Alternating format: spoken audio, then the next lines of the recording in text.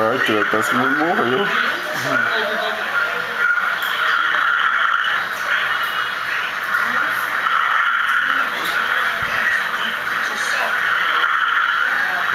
Nossa.